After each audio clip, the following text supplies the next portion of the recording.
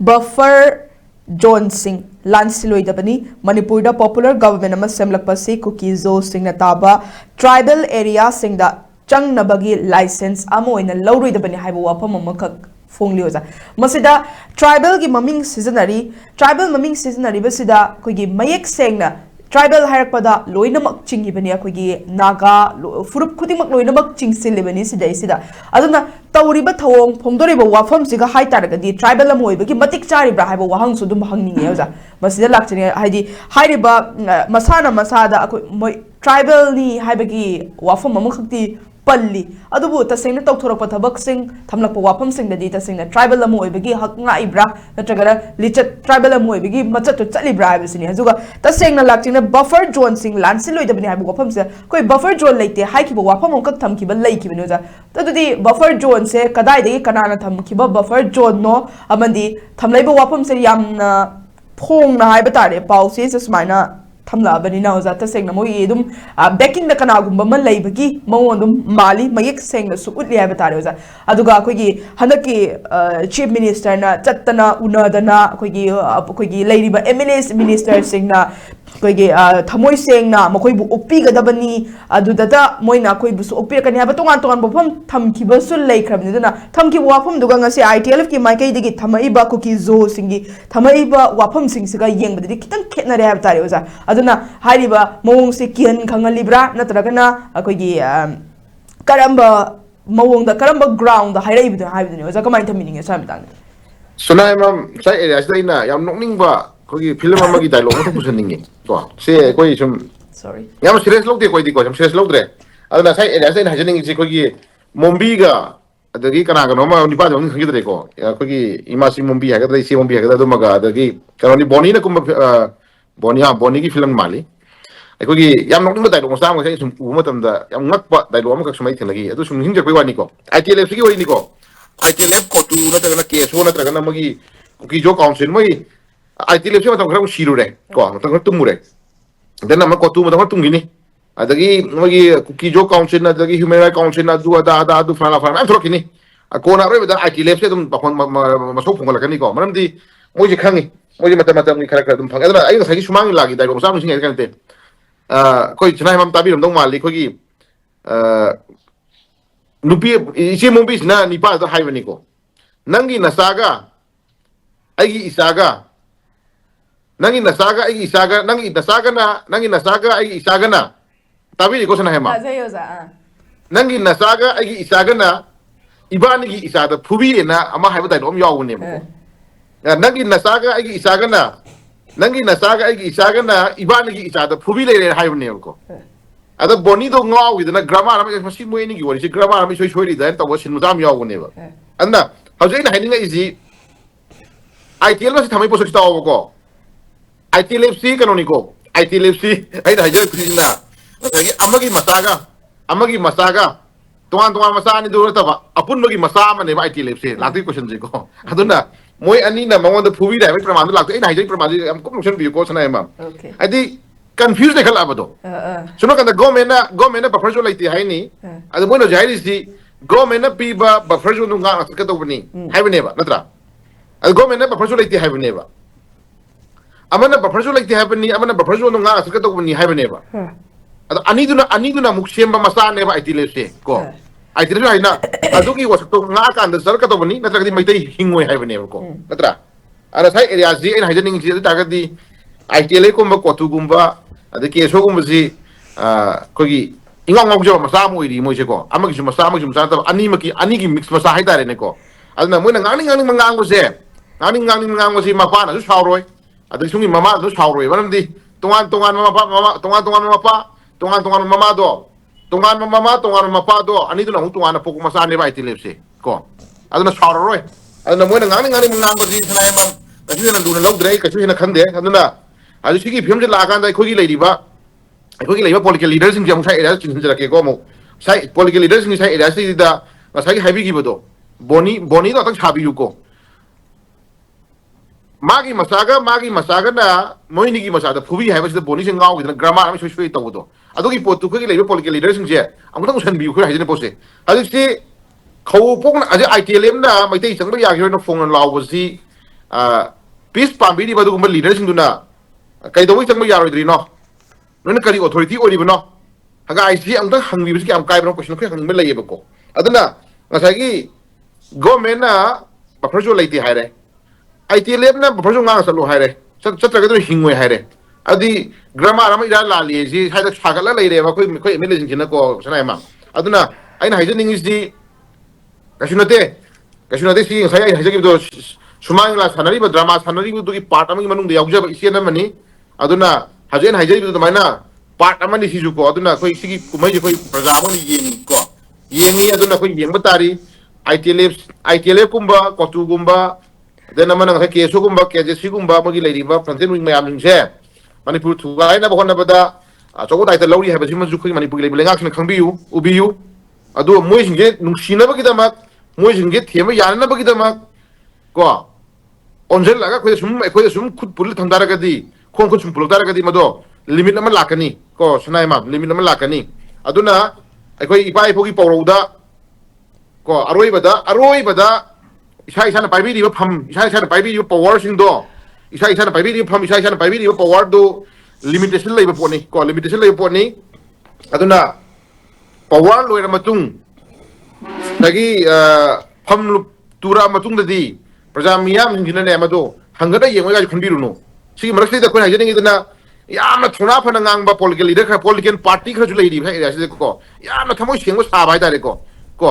ado ITL ko ngang to wa sida maril lei radi afaba leba ki ngang mo di koi accept wi hai ki kai de adubu ngasagi yamna argument yamna pamba koi argument tom tom joroi ko yam yeseroi argument yamna pamba masagi party na loire na khanjaba masagi party na ai sina ai pokshara koni khanjaba ko Manipur se moina sembira koni nga khali badu kumba mi khali bujing do ITL na ngai bo wang sigi wa se wasi pakhumja amdo di bihan janingi moina khoi di haning dre sanai mam ko ai khoi masen se argument ro mathau ta dre ai khoi masen ni marakta sai kare hani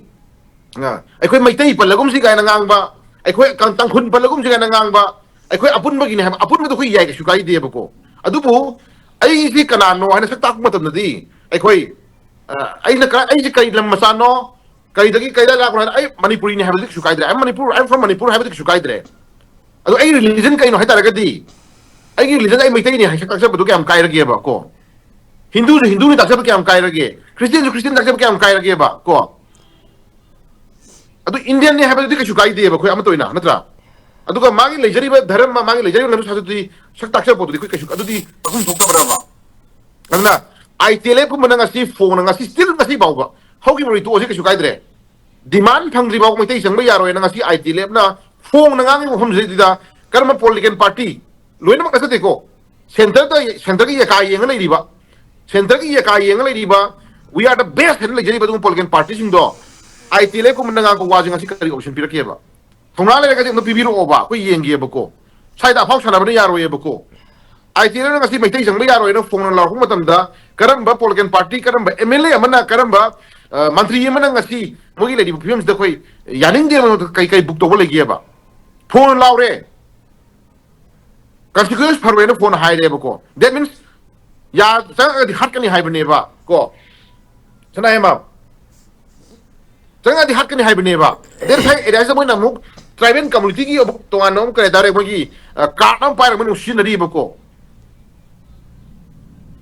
ado sai area si da mo na sai tribal hai kan da tribal khudi mo ko ren chung budi ya da le ko ana tribal hai kan si da karama tribal na dokani hai gi hum sangi ko aduna sai area ji government ma lei bani na government ma dui poto define the way over ko na hai ro ga di particular khuthila ka ne ba ko particular khuthila har ka ne ba haji Manipur da Kuki hai group si karam no ama ma su mai Kuki na te hai re package su na te hai re gangti wari ai ko yaujit no hai re kana no si ITL si kana no who is ITL si abi si kana no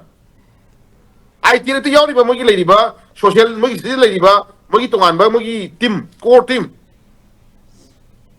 ko Jadi zombie mungkin ada yang mana Kuki zombie hari tidak mau Kuki zombie na jangan maite ki maman yam na pun si makan dana ba polikin ba uros la ka tong ni hari Kuki zombie ko zombie zo mo Kuki na hai gre ko hai ta ka di asli man Kuki zombie ta sele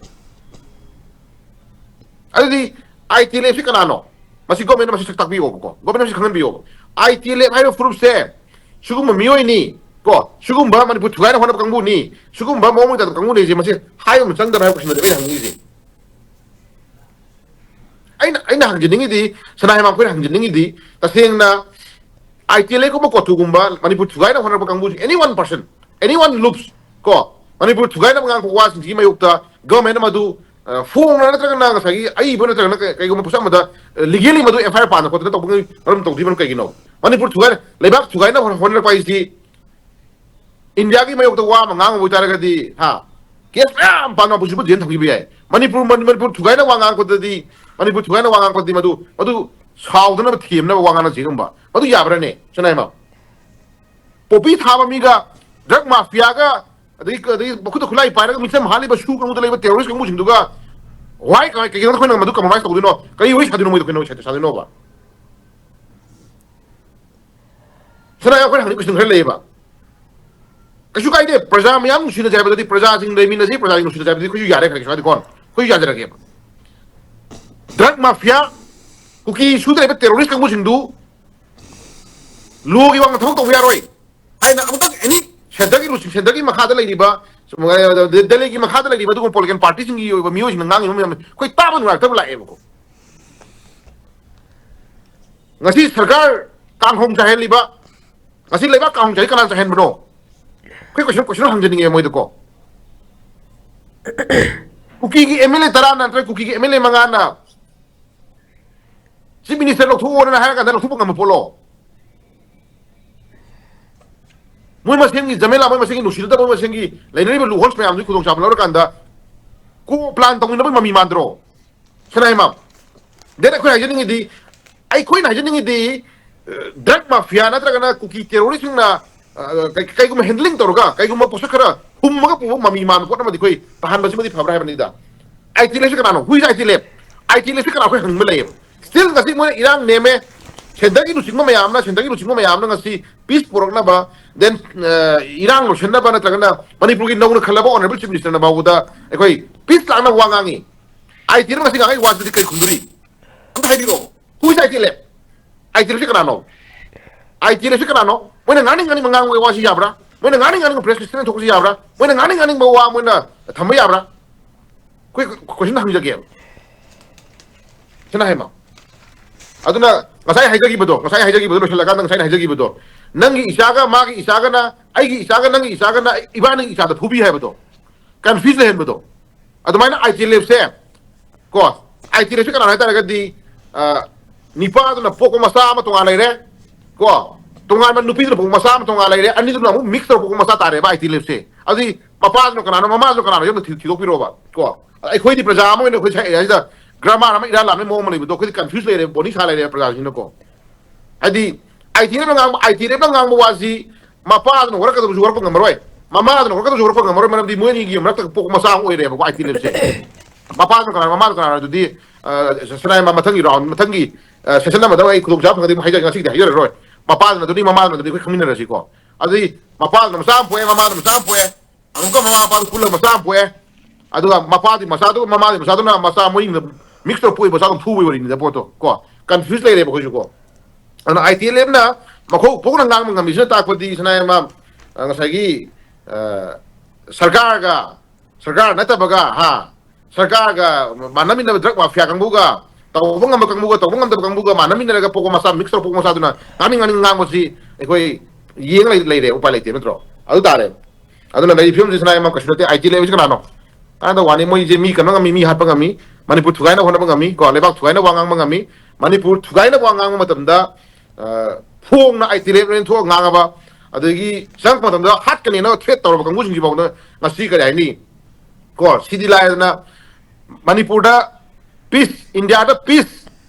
ko khoi malem thongam hai ba inau ni ba ma khoi Delhi dagi secondary lem second da thol lakhi ba kan do ha mani kan je India si peace ki ba khomset na pura ki ba kan do inau do state me ama lalang batam da police tagi hona civil society organization hona misam kaya mana ising bidana nga sembidana mathak la kanda kangpo pi rom dai da kangpo pi da ke karona case karona kui case na kadra karana kotuna ha peace ki khomje sape yaroi madu consequence farway na hai tro adu hai ko matamda inau thongam do manim thongam do besem thindore hai man thindore hai ha no ai tro dila se kangpok pi da pis ki kholau lau yadra ba chusam puda pis ki wahi hangang yadra ba ko adu mafam do aikoina adu mafam do da nushina ba am thiam duri ne na sigi praja sigi lifestyle ni ko le je na ke ngani ngai oide ko ngani ngai oide no ko la ha je ningi si warak pang moi da bo da kana warak piroi da bo da kana khong khut pulliba na ha ma yam je ngang khong khut thadok piro ko khong khut thadok na biro a labuk to kai no ngang khogi labuk to kai no ngam ngam dana jarani ko ngam thidana ji ko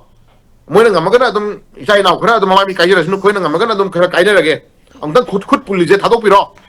haning bala e basana si hai ro ga di khana ba yam ba mo ku ye ba ko khana ba yam ba mo ku ye ba tra adana khong khut punjalaga IT lem na ngani ngang ba si di sunai ma kogi ngasai hai gi budo adun si film ni ko film ni drama ni kumai yeng mutari ji ko kumai yeng mutari drama ni na film ni na ko kumai yeng mutari sunai ma ko shungani ngai laite aduna lai video leaders ndai na ai humble request ni IT lem se kana no moi ngani ngang ba si kai gi no ko IT lem se kana no ha ba du mai sin da khangjen ni khangan biu praja da khangan biu ko adu IT lem te yaw ni ni kana khangan biu ko IT lem si manung da hore na mu tongan ma community hai dare ko IT lem ha ba di ato community yaw da ga di khodi kuki rate ha ga su khoi dum yaduri ba ko sunu ka na IT lem si phong de khoi da wa sunu ka khoi kuki rate no ha yaduri ba kiya kam sang ne ba ko kuki rate ha ga kuki sina kana lan hori sina kana no mai ka ba sina kana ko amari pu thugar sina kana ko tu sina kana ko tu na pa sina kari ade IT lem na pa sina kari ko tu sina kana yauri ba sina kana kam jati yauri ba ade ke sunu kana jati yauri ba kuki hai da yara bra kuki hai ba sina mo kuki jomi hai jali sidamu jomi hai ji jomi ki tuan jabi jomi je ne sana yara bra ko hangnam sang hai tare posi ko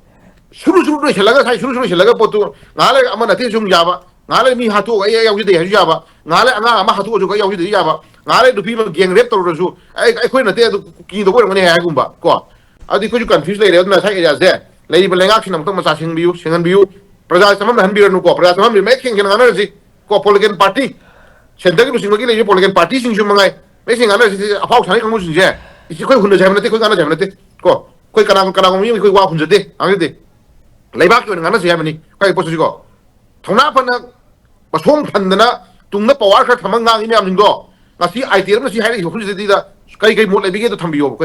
any pressure thambiyo ko lakse ga ni pisen lakse to puni ke do da khoi na thongna phana te mo te dung ngang ni ga hai na ta ba adugi film lai taraga aduma lai video political platform do machum ghar phangna ba ko kana ghar phangna ba gi thagi ta pa to lai ba gi adumba okhlom chero mini ko har kan em last ko lai ba issue se isam thawai singna party lai jara ga su ai tin ga yanin de maram sa de ga hai da ku thimang ma du mi yo bi yo ko nagat maru ma ha lai raga mi asara nushna ja ka to ba masana ya ka to ba patang sang do positive ka na hai raga sunna sina sen ma ya ma geng rep to ba agang bi me ya ma phong hat ba adu me am yeng le kan da ngai wang chang ta ko din ne machum ghar phang le ni ko har kan ne last ko asi hai ro ga di personal enmity la kan ni ko da mu patro ko na ji je mai mu tha pandri dino ja pandri ko pandri to ko ta mu le ba ki be issue di ko gyan ta min ji ka khang min je ba ko khang min je ko de hen re khang ya na ti IT le pu mu na wanga kan da central security force na na mai na ba delhi gi le ba lu sing ma sin na ta le phang ma pa Manipur ki lenga ta le phang ma ga ise sai ila kai ro ko sang ba le gom to na hali ki ngaji let's see koi honorable koi tamo khem cha koi thajai ko chief minister koi thajai ko ma gi speech ta imai ben ma ya man na pin der kholau le law ko chung tam da ma na ngang gi voice ko ngasi koi ta le jari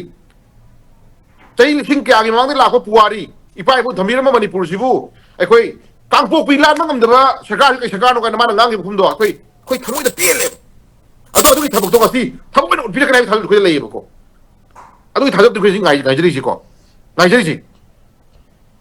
amta lalan biu amta salan biu suram salan biu amta ngan biu ko adu mal mana khonak matam da nakan da lebiri ba dugumba party du kina tara dugumba nakan da lebiri ba MLS me amin jumngai support to biu khona biu thin biu pun do biu adu ta dana singdana bi thok to birano praja man koi to hum do ko patin praja ki lohon ma thodang le ga koi kaino matung ne jo haibra nakan da le pso haibra koi to jage ba ngkat bin rase ada nakan dari apa kau jauh mana kita tengah petani kau kari ini lagi mana yang je kau Singna ba yang nak berubah pate kau hari jadi zaman magi nate IT le ko mana Manipur tugai na kau nak kau tanda kau jauh ngang ba IT le ko mana kau tu ko mana pis lah kau kungsi tamada ting mengamba IT le keso ko mana mulai sang yaro ting mengamba stage le kan kau na kari gi sang yaro dino maram sade sana bi uri ke suka de madam kan bi ke suka de tapi tu mui bu kaya kau how many days mu kaya kau tiap dino aduki marum tu tidak drug mafia me ama drug kerabata holle drug mafia kaya ama na terorist ki nungin hele kulai pahele adu Manipur tuai hona de so den ama na ngasi kabar yaw ji sangai respect am saw yaw ji wathuk enari ba chusampur kang bukpi lambi ji sai area da lupa crore aniga kharen ba 2.9 longi suru phar khain ngasi paper de yaw ni sanai mam ko tabi ko sanai ma ta zeyo za adu lupa crore aniga 2.9 hen bagi suru phagale wathok ai ba sam kang bi lambi dai ngasi yari do al kai happy duri khoi ibungo be me kai happy duri dai tana seba ngasi mo lambi sem ji saujin ne ga passion ne ga mo gi drug karwa to bun wai na mo gi nungoi pu bun wai na mo gi terrorist bun wai na ba mo gi tong to ya na lambi sem ne bi khang bi bra khang bi bra shi ko sang ni na ado sa na ngam ngai te aduna loshela ko hai ningi ji IT lab se kana no hai ta ga ko tu kana ta ga di ngai ga ina je ba अब गा कोई लोशल पदा reminder होइना pony की film की हा नंगी नसागा की इसागा अखोइनी की इसा तो ना नंगी इसा नसागा की इसागा ना इबानी की इसा तो फुबी ले बतो अदु की टाइप कंफ्यूजन में ले कोई तो ना अदा एरिया तो बग थम जगे कोई सुमांग इलाका नहीं कोई फिल्म यंगजरी कोई कंफ्यूज ले ज्ञान दा ग्रामा हम छोई छोई दी अना कोई मखा तावा कोई तो कई लाख कोई मिनट है ना मखा है थम जगे ना